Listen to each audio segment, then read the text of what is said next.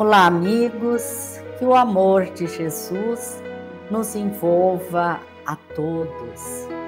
O espírito Marco Prisco, pela psicografia de Divaldo Franco, no livro Momentos de Decisão, nos diz: há tantos momentos na sua vida que você malbarata e passa na inutilidade ou no acumpliciamento dos erros que produzem aflições e dores sem conta para você mesmo.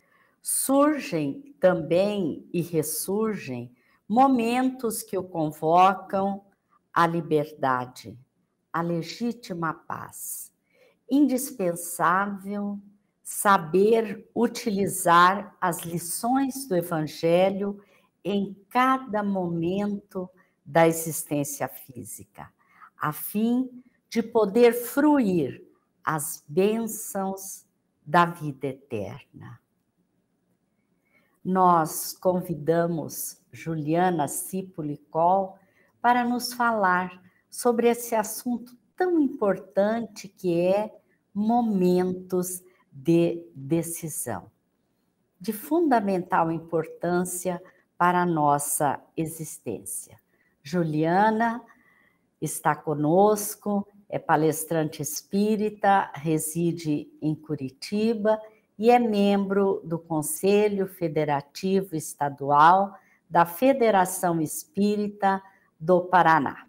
Olá, Juliana, que alegria para nós contar com a sua participação no programa. Meu cumprimento em sua pessoa, Dona Ivone, a toda a equipe do Espiritismo Responde, a gratidão pela oportunidade de refletirmos um pouco mais sobre o Espiritismo e o nosso cumprimento também a todos que nos acompanharão nas nossas reflexões. O que pode ser considerado, Juliana, um momento de decisão em nossa vida? Nós observamos o questionamento que o senhor Allan Kardec faz aos espíritos sobre a existência de um planejamento reencarnatório. Ou seja, a nossa vida física, a nossa existência corporal, não tem episódios aleatórios, casuais. Nós estabelecemos ainda no mundo espiritual, conforme ensinam os espíritos, um planejamento não de detalhes necessariamente do dia a dia que ocorrerão a nós, mas aquelas circunstâncias, aquelas ocasiões, aquelas experiências que são consideradas as mais significativas e necessárias para o nosso progresso individual e, naturalmente, também por extensão coletivo. Então, essas circunstâncias que nós planejamos, quando estamos reencarnados, temos o ensejo, em determinados momentos da nossa existência, de fazer as escolhas compatíveis com aquelas adredemente estabelecidas. Mas, naturalmente, que estando mergulhados numa matéria densa, o fato de termos planejado não significa que necessariamente vamos cumprir, ainda que este seja o ideal. Então, nesse sentido, como houve um planejamento, a lei da vida, o próprio magnetismo, vai nos encaminhando para determinadas situações e circunstâncias que nos possam proporcionar escolher, enquanto aqui estamos, os caminhos que seriam aqueles necessários para nós. Então, assim, em alguns momentos da vida, temos decisões de maior relevância que impactam a nossa existência e mesmo para a posteridade, para outros, para a nossa vida enquanto espíritos imortais. Então, algumas decisões de mais significação são, por exemplo, a escolha profissional, na qual serviremos à sociedade uma determinada área, A definição, por exemplo, do compromisso matrimonial e de constituirmos, então, uma família pela qual responderemos, a definição de ter ou não filhos, enfim, são decisões de significativa relevância para nós. O que não significa que as decisões que consideramos de menos gravidade do nosso dia a dia não tenham também impactos, repercussões e não possam gerar também efeitos de curto, médio ou longo prazo.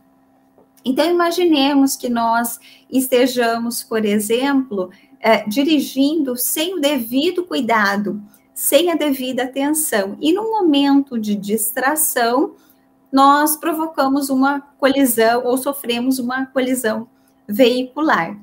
Então, teremos ali a situação de necessariamente reparar, precisaremos ali entrar em contato com outra pessoa para verificar como é que vai se dar a solução dessa questão. Eventualmente, conforme a gravidade, poderá haver uma lesão corporal e mesmo uma desencarnação.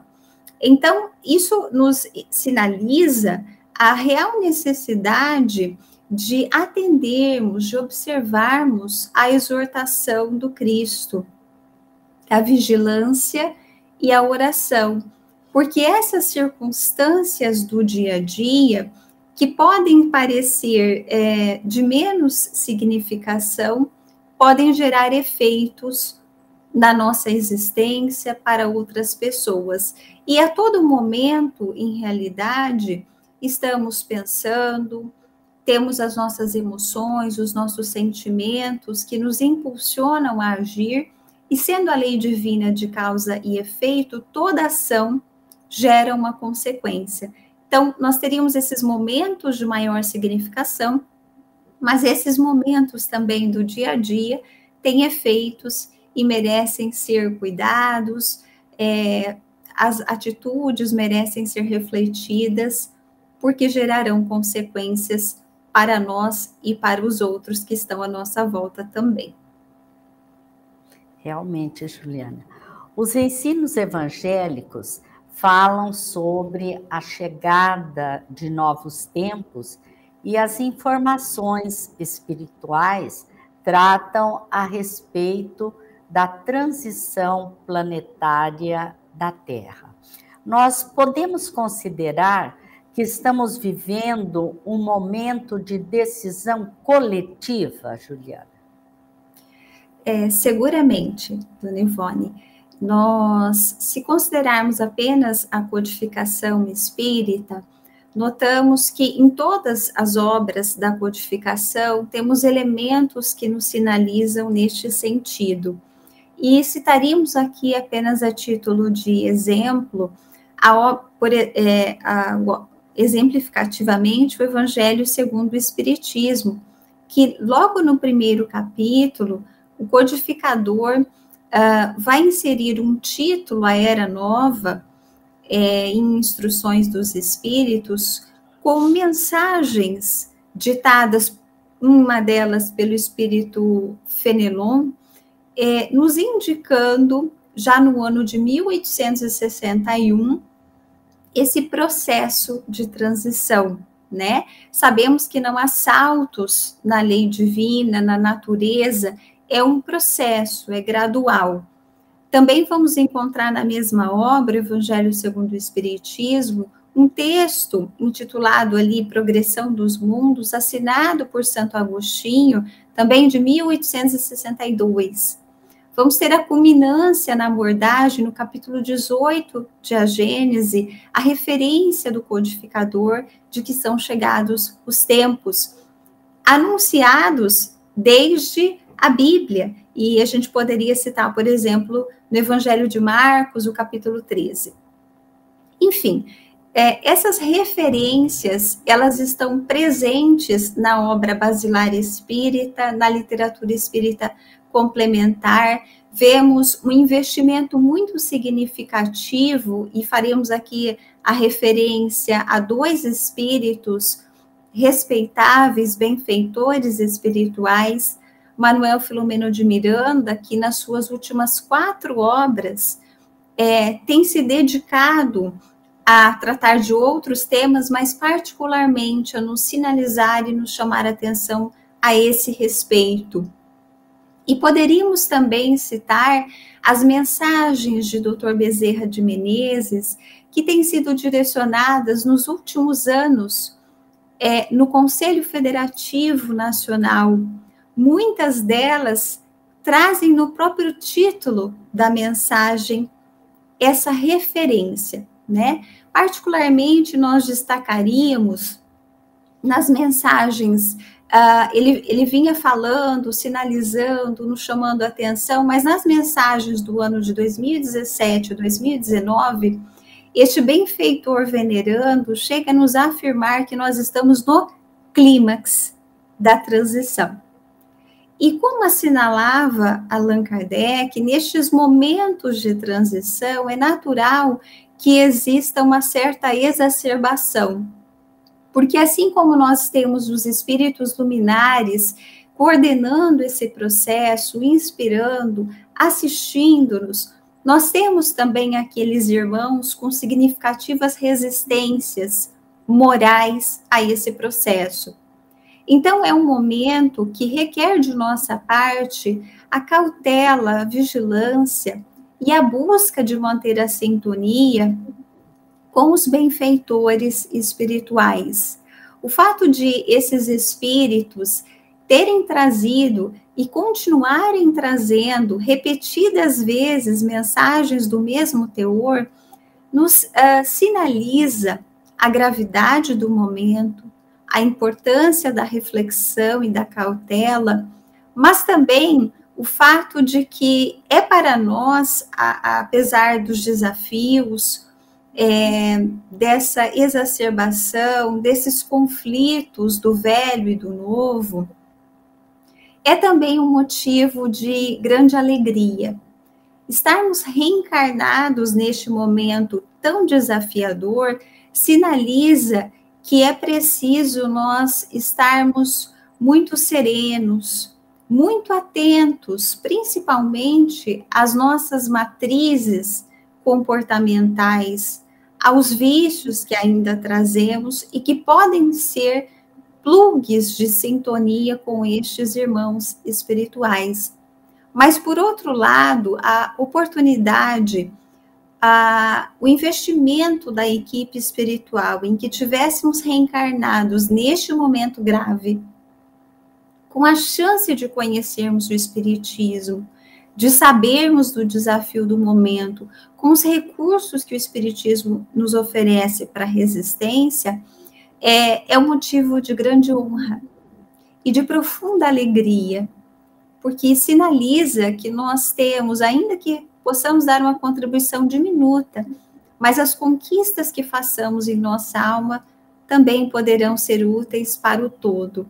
Então, é sim um momento muito grave, muito significativo, mas de muita esperança e de uma gratidão profunda a nós que aqui estamos nesse processo, neste clímax da transição. O Dr. Bezerra ainda nos alerta. É certo que à 00:01 há uma obscuridade muito intensa, há muitas trevas e sombras, mas à 00:01 já começa a amanhecer um novo dia. Então, isso é muito esperançoso e nos sensibiliza muito, certamente. Juliana, você poderia nos falar sobre critérios para nós tomarmos boas decisões nesses momentos? O nosso querido codificador, Senhor Allan Kardec, muito sensível, um grande conhecedor da alma humana, teve o cuidado de questionar aos espíritos. Nós temos no último capítulo do Evangelho segundo o Espiritismo, coletânea de preces espíritas, além das preces, os prefácios didáticos do codificador, com estabelecimento de conceitos, retomada de reflexões de alta importância. E num desses textos, ele nos escreve sobre como pedir um conselho. Então, está se referindo a situações em que precisamos tomar decisões e não temos a certeza, hesitamos, temos inseguranças, dúvidas, né? Então, o que fazer? E ele nos traz ali 3 passos para refletirmos, né? Então, a primeira reflexão que ele nos coloca é se a nossa decisão ela poderia trazer prejuízos a alguém. A segunda reflexão que ele nos traz é se poderia trazer benefícios, né? E a terceira reflexão é se realmente é necessária aquela decisão e quais são as repercussões que ela pode trazer. Ele até mesmo assinala que algumas situações da vida em que temos dúvida, não necessariamente as nossas decisões vão repercutir de forma imediata nos outros. E aí essa ponderação talvez não nos ajude a decidir. Mas de qualquer maneira, ele considera, é interessante sempre pensarmos nas vantagens e desvantagens.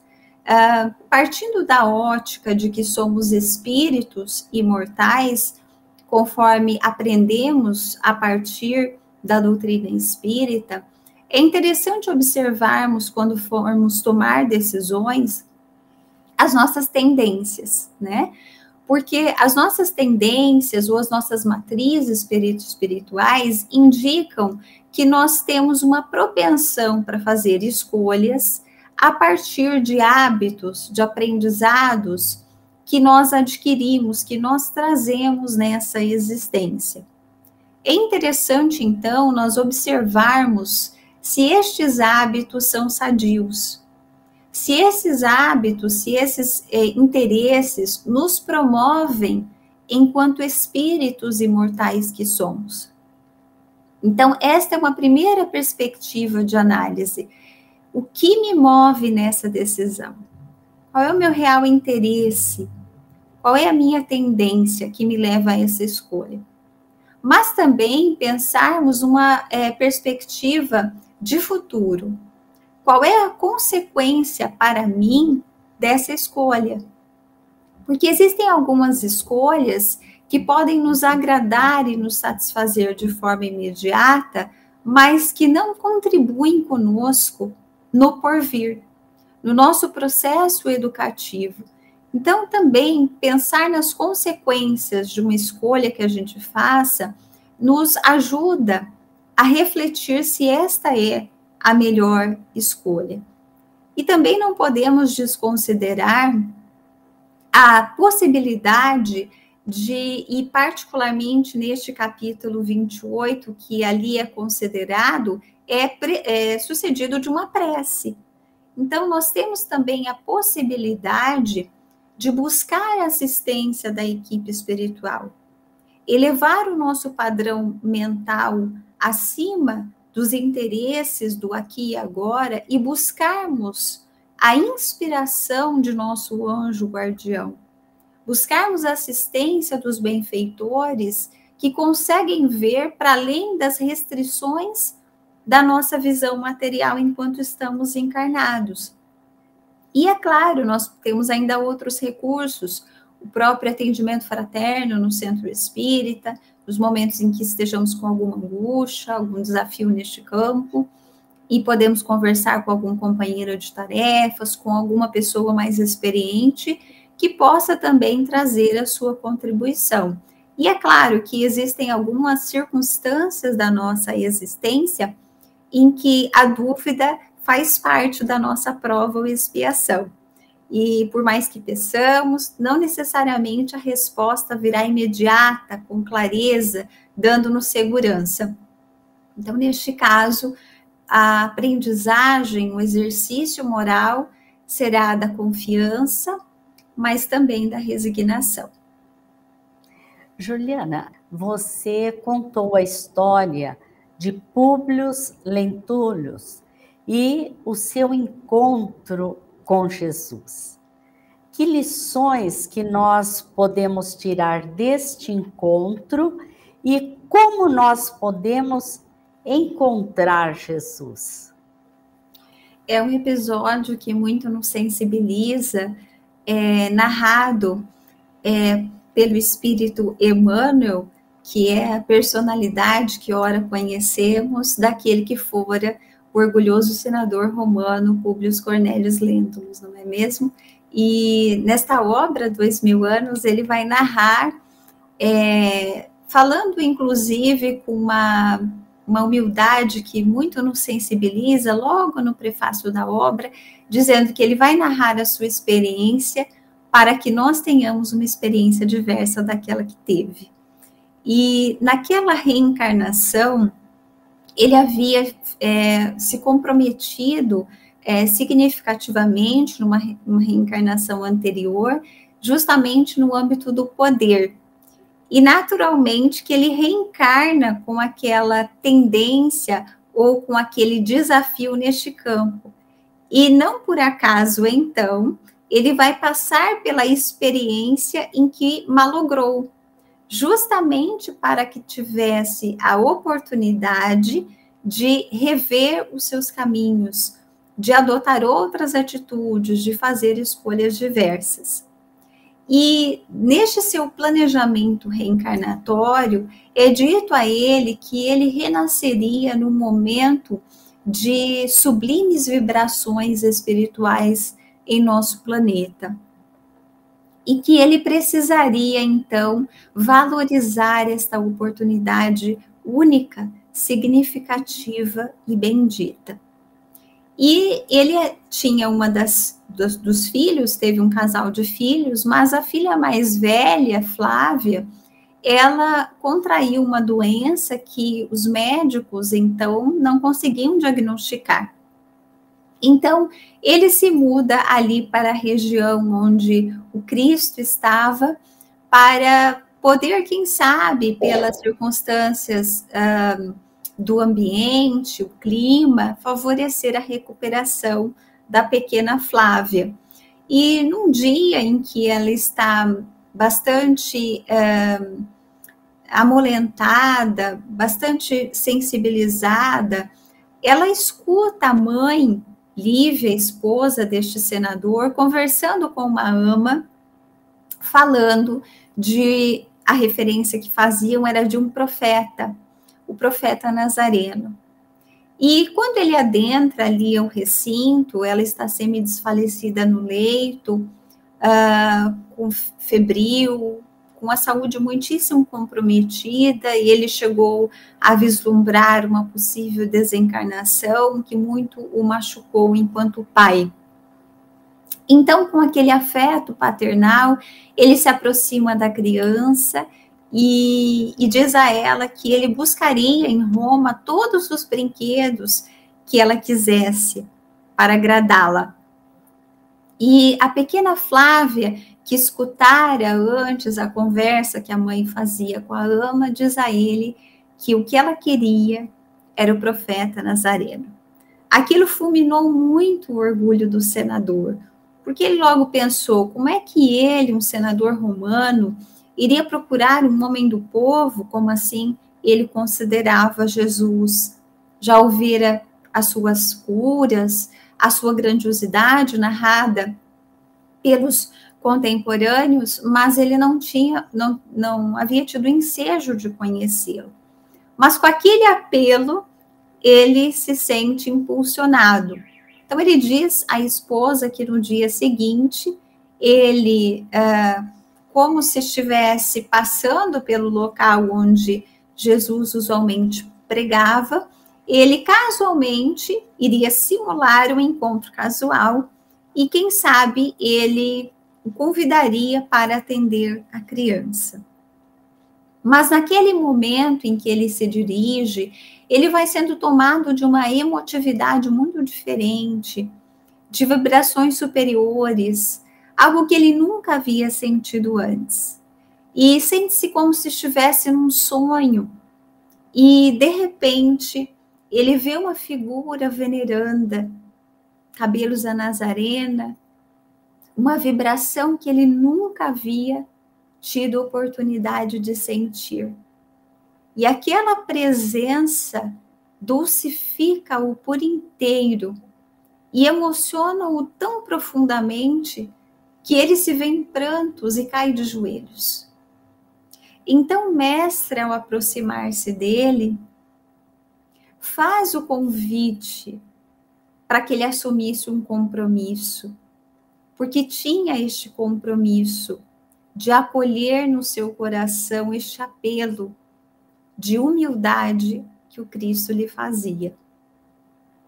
Mas ele logo pensa, quem seria esse taumaturgo que vem falar a um senador romano? Com que autoridade ele fala? E pensa nas águias dos Césares. E o mestre olha para ele, dotado da constante dupla vista, e diz a ele que as águias de Césares, em 1 minuto, poderiam ruir num montão de cinzas misérrimas, que estava no querer dele, senador romano, decidir-se pelo cristianismo naquele momento ou em milênios depois. E ele deixa a escolha ao senador.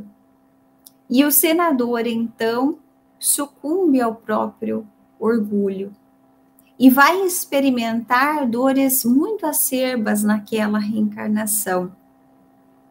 Ao final daquela existência, ele reflete que ele havia perdido a oportunidade de um encontro, de uma reconstrução moral que teria feito toda a diferença, não só naquela existência, mas na sua vida de espírito imortal.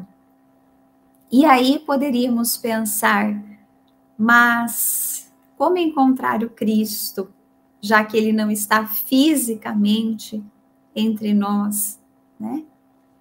E vemos uma mensagem do nosso mestre também para nós, com um convite muito particular, no capítulo 6 do Evangelho segundo o Espiritismo.